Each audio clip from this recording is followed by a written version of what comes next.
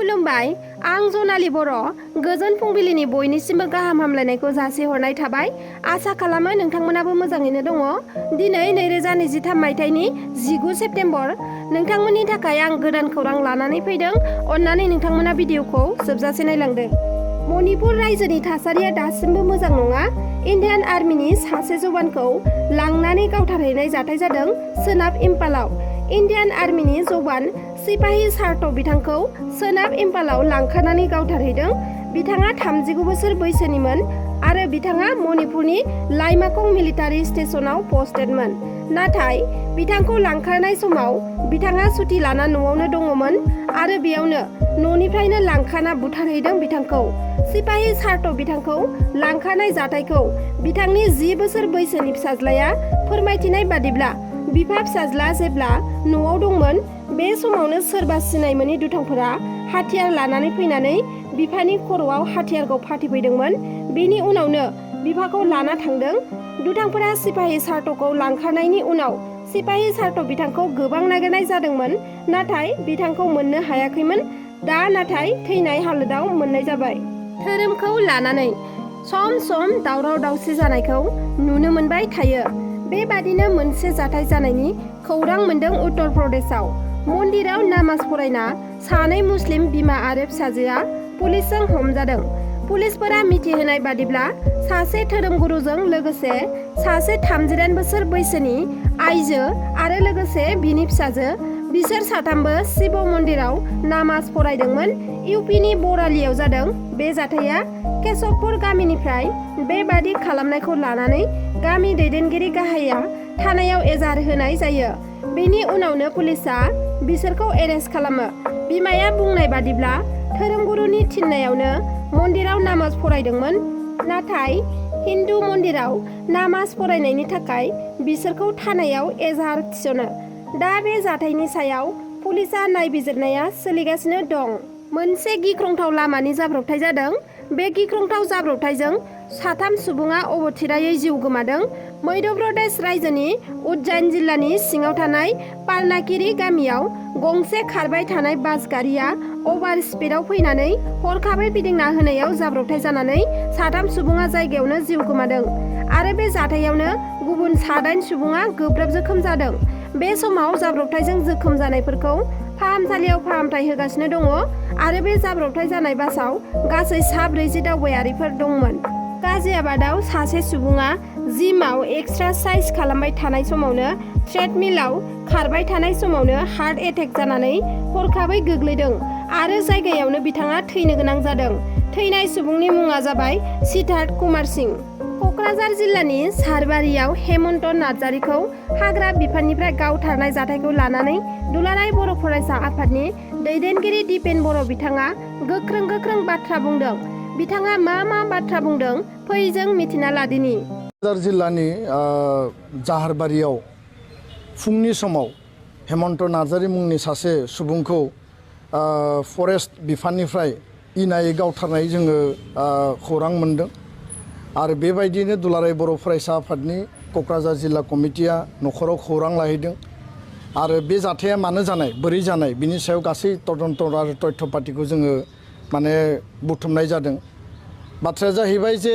हेमन्त नार्जारी बिथांजों लोगोसे 16 सुबुङा फुंनि समाव हाग्रानिफ्राय दंफां खुन्दा लानानै जि फैनाय आरो बे समाव तरुन नार्जारी सासे माने फरेस्टआव खामानि मावग्रा आरो लोगोसे खगेन नाय बे सानै सुबुङा थांनानै बाइकजों थांनानै बिथांमोनखौ लामा ससेयाव बेंथाहैदों आरो बे बेंथानायनि गेजेरावनो 8 नाम्बार जि साइकेल नारग्रा दङमोन बे हेमन्त नार्जारी बिथांखौ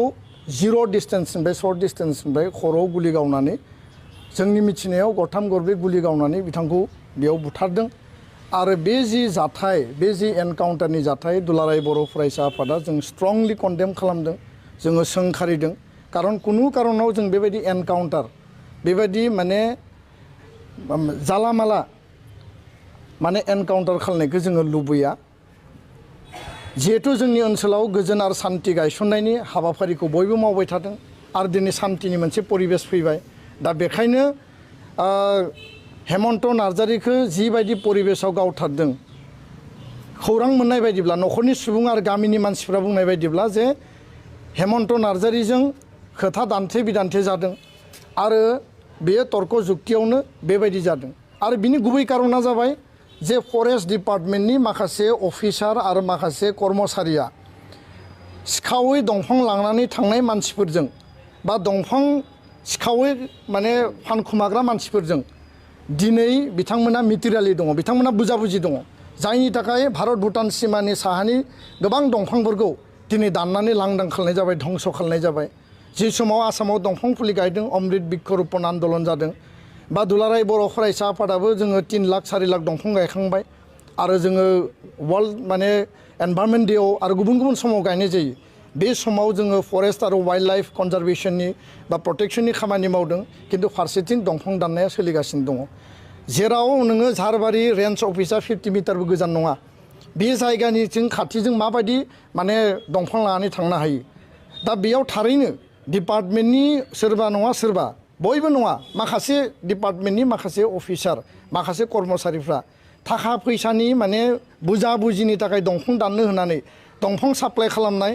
आरो बिनिफ्राय बेनिफिट लानानै बे बेनिफिटखौ मोनाब्ला बे दंफां लानानै थांग्रा मानसिफोरखौ बुनाय गावथारनाय बेबायदि खामानि थासारिखौ जोङो दिनै खोनानो मोन्दों आरो नुनो मोन्दों दा बेखायनो दंफां दानफायनाय इलिगेलि दंफां हाग्रा ओनसोल दंस खालामनाय बेखौ दुलाराय बर' फरायसा आफादा मालाबाबो जोङो गनाया आरो जायफोरा बेबायदि धंस खालामनानै गाव जिउ थांना थानायनि थाखाय सानदों बेखौ नागारनानै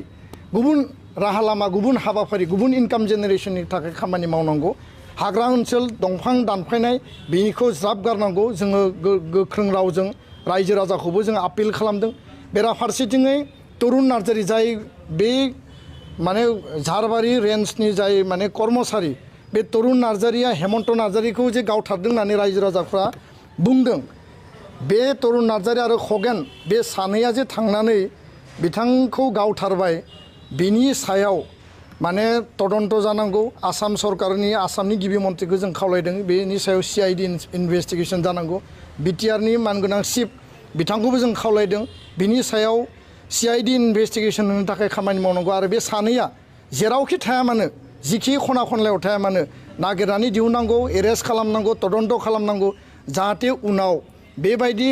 मिटिरेलि बेबायदि बुजाबुजि मोनसे थासारिनि गेजेरजों सोरखौबा गावथारनाय सोरखौबा बुथारनाय बेबायदि थासारिया जाया बिथांखौ एरेस्ट खालामनो हायोमोन हमनो हायोमोन बिथांखौ तदन्त खालामनानै जेलाव हरनो हायोमोन आयेन बायदियै बिथाङा पानिशमेन्ट मोनगोन किन्तु सोरखौबा बेरेफुंजानि समाव इलिगेल दंफां लाबोदों होननानै 16 जननि गेजेराव सासे मानसिखौ थांखिनानै 0 डिस्टेन्सनिफ्राय बेखौ गावथारनायनि रावहाबो अधिकार गैया दा बेयाव थारैनो माबा नङा माबा मोनसे बेयाव सिङाव रहस्य दङ बे रहस्यखौ अब्लासो जों मिथिगोन जे जेब्ला बे सानै मानसिखौ एरेस्ट खालामनानै बिनि तदन्त इनभेस्टिगेसना जागोन आरो थांनाय 3-4-5 मानि सिगां मानास हाग्रामानि खाथि खाला आरो मानास हाग्रामा सिङाव गोबां माने माथाम माब्रै गान्दानि गोथै मोननाय जादों मुसानि गोथै मोननाय जादों आरो बेनिफ्राय जों बुजिनो हायो जे मानास हाग्राया दिनै सेफ मोनसे पर्यायाव गैया बेयाव सोरबा नङा सोरबा इलिगेल पचिं खालामदों शिकार खालामदों काजिरङाव माने नेशनेल पार्कआव जुदि गान्दा गावथारनाया बन्द जाबायबा इलिगेल पचिंआ बन्द जाबायबा मानास नेशनेल पार्कआव मानो बन्द जाया आरो दिनै सोर माने बेबायदि हाबाफारिखौ लाफिनदों बिनि सायावबो तदन्त जानांगौ कारन थांनाय बोसोरसे सिगां बे हाग्रा ओनसोलनि खाथि खाला जेसेबां माने बेबायदि माने सुरां सिखारि दङमोन बिथांमोना दले बले सारेन्डार खालामदोंमोन दले बले हेन्डमेड आर्म्सफोरखौ गथायदोंमोन सरकारनो नाथाय दिनै आरोबाव सिखार जाफिननाया जोंनि थाखाय दुखुनांथाव बेखायनो वाइल्ड लाइफ प्रटेक्शन फरेस्ट कनजारभेशननि खामानिया जानांगोन आरो बेखौ गारनानै जोंनि हारि जोंनि समाज जोंनि ओनसोला मालाबाबो जों रैखाथि मोननाय नङा आरो जायफोरा बेबायदि लामायाव दिनै थांदों बिथांमोना बेखौ ज्राब गारनांगौ मोजां लामायाव फैनांगौ आरो जाय सानै व्यक्तिया तरुन आरो खगेना हेमन्त नार्जारीखौ गावथारनायाव इनभल्भ दङ जिखौ रायजो राजाफोरा न'खरनि सुबुङा बुंदों बे सानैया उइदिन माने 48 आवार्स बिथांमोना एरेस्ट जानांगौ तदन्तआव फैनांगौ आरो गुट्टै बे जि माने सिङाव जि मोनसे मिटिरेलि बुजाबुजि डिपार्टमेन्टनि माखासे माने अफिसार डिपार्टमेन्टनि माखासे कर्मचारि आरो बै इलिगेलि दंफां दानग्राफोरनि गेजेराव जि मिटिरेलि जोङो दा माने तथ्य जि जों मोननो हादों बिनि सायाव CID तदन्त खालामनांगौ होननानै जों आसाम सरकारखौ दाबि होदों आरो प्रयोजन जायोबा गिबि मन्थ्रिनो जोङो मेमरेन्डाम गांसे हरनानै बिनि सायाव जोङो गोख्रोङै सरकारखौ जोङो फरेस्ट ओनसोलखौ होबथानायनि प्रटेक्शननि थाखाय स्पेसियेल मोनसे फोर्स आरो बिथांमोनानो बिनि प्रटेक्शननि मेन गुबै दायित्व रेसपन्सिबिलिटि ससियेल अर्गेनाइजेशन हिसाबै जों मालाबा एबसु हिसाबै जोङो प्रटेक्शननि खामानि मावदों दंफां लाबोग्राफोरखौ जों खावलायदों मालाबा जोङो बाध्यतायाव जों हमनो गोनां जादों किन्तु जों नुबाय थांनाय बे 20-30 बोसोरनि समाव थांनाय समनि दंफां दाननायनि थासारिखौथ' जों नुबाय आरो बिनि उनाव जोंनि ओनसोलाव मोजां माने क्वालिटिनि दंफां दा गैलिया थेवबो दिनै जोङो नुयो जे जोंनि ओनसोलाव जि एसे एनै दंफां दङ सिखावै दंफां दाननाय माने नोङो संकसनिफ्राय माने पासनैसिम जि बिटिआरनि बे गेवलां सोमखोर जि माने हाग्रा ओनसोल दङ आरो इभेन भुटानाव थांनानैबो दाननाय जायनि थाखाय भुटान सरकारा सोरखौबा आथिङाव गुलि गावना हरदों सोरखौबा भुटाननि जेलावबो दङ दायो इलिगेल दंफां दाननो थांनानै हमजानाय आरो अरुणाचलनि गोथौ हाग्रासिम थांनानै दंफां दाननायनि थासारिया दिनैबो जोबाखै फरेस्ट डिपार्टमेन्टआ कुनु कारनाव मिथियै गैया दिनैनि समाव बेबायदि ओरैबायदि हाग्रा गुदु गैलिया गोदो बेयाव माने सिलाय लाग्रा माने बेयाव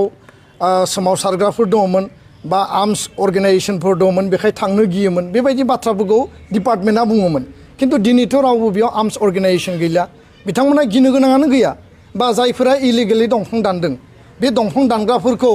दिनै मिथियै बा हमनो हायै कुनु थासारि गैया नाथाय डिपार्टमेन्टआ मिथिसेयावबो डिपार्टमेन्टनि आं हल अफ दा डिपार्टमेन्टखौ बुङाखै डिपार्टमेन्टनि माखासे अफिसार माखासे कर्मचारि बे माखासे अफिसार कर्मचारिफ्रा बुजाबुजि थायो आरो बिथांमोना बुजाबुजि खालामनानै गावसोरनि माने बेबस्थाखौ खालामनानै लायो आरो रां खामायनायनि मोनसे लामा खालामनानै लादों माखासे सुबुंफ्रा दा बेखायनो जेब्लासिम डिपार्टमेन्टआ स्ट्रिक्ट जाया सरकारा जेब्लासिम स्ट्रिक्ट जाया रायजो राजायाथ' नुबाय थादों रायजो राजानि नोजोराव सोर दंफां दानग्रा सोर सिखावै दंफां लाबोग्रा बेखौ बयबो नुयो साइकेलजों लारि लारि दंफां लाबोनायखौ बबे डिपार्टमेन्टनि मानसिया नुवा दा बेखायनो जोङो खावलायदों जे जेराव अमृत बिक्ष आन्दलन जादों जेराव एबसुआ माने 3 लाख माने सेपलिंस दंफां गायनायनि हाबाफारि जों अलरेडि लाखांबाय वर्ल्ड इनभाइरनमेन्ट डेआव जों गायो बेबायदि समाव दिनै माने सेप्टेम्बर दानाव जेरैबायदि दुंहाव थासारि जेरैबायदि 38 डिग्री सेलसियास जादों बेबायदि सिटुएशनखौ जोंनि मानसिफ्रा मानो बुजियाखै दिनै अक्सिजेननि आंखाला लासै लासै जोंनि ओनसोलावबो दिनै मालाबा माने सान्दुं मालाबा बांद्राय अखा मालाबा दैबाना आरो मालाबा दैनि खुरखानाय बेबायदि थासारिखौ रायजो राजाफ्रा मानो बुजियाखै दा बेखायनो जायफोरा इलिगेल दंफां दानग्रा संजम जानांगोन लामाखौ सोलायनांगोन अल्टारनेटिभ लामा नागिरनांगोन आरो डिपार्टमेन्टआ एक्सन लानांगोन डिपार्टमेन्टआ एक्सन लायाबा खिन्थु बेयाव जुदि डिपार्टमेन्टनि मानसिफ्रा माखासे सुबुंफ्रा जुदि रां खामायनायनि लामाखौसो जुदि थिग खालामनानै लायोब्ला बिथाङा साख्रि मावाबासिनो साख्रि नागारना थांनायनि बेटार दिनैनि खौराङा बेखिनियानोमोन नोंथांमोना जुदि आंनि चेनेलखौ साबस्क्राइब खालामाखैब्ला अन्नानै साबस्क्राइब खालामनानै लादो जाहाथे आंनि गोदान गोदान भिडिअ एंगारोब्ला नोंथांमोनाव सौहैनो हानाय बादि लोगोसे लाइक शेयार कमेन्ट खालामनो दाबाव गोजोन्थों।